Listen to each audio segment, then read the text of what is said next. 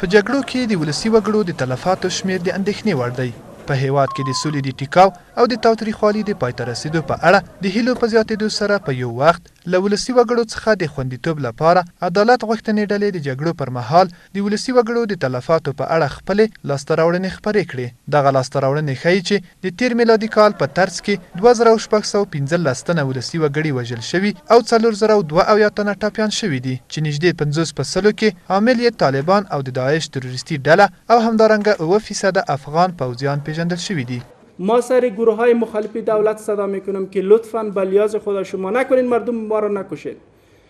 سر حکومت صدا میکنم که حکومت به لیاز خدا شما که عملیات میکنین لطفاً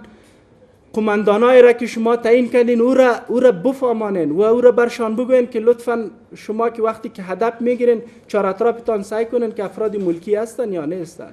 د کابل، ننګرهار، غزنی، پکتیا او هلمند ولایتونو په ترتیب سره د ولسي وګړو زیات تلفات درلودل، خو په دایکندي او بامیان ولایتونو کې هیڅ ولسي وګړي په تیر میلادي کال کې د جګړو له امله نه وژل شوي او نه ټپي شوي دي. او زما میرمن 7 دانې بچیان او 4 دانې د کاکاګانو لورانې د بمونو په بارودو وسوځول شول او تر یو منبر لاندې خاورو لاندې شول. دا جنگ دی چې موږ داسې غربت سره مخامخ کړي، داسې د اقتصادي مشکلاتو سره جدي مخ کړي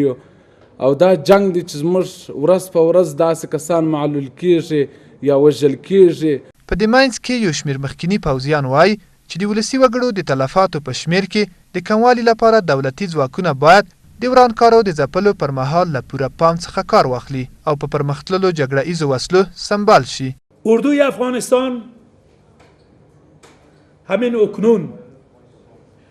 سلاح‌ها و تجهیزات نداره که بتوانه جایی که کوردینات داده میشه او کوردینات مورد هدف قرار بده.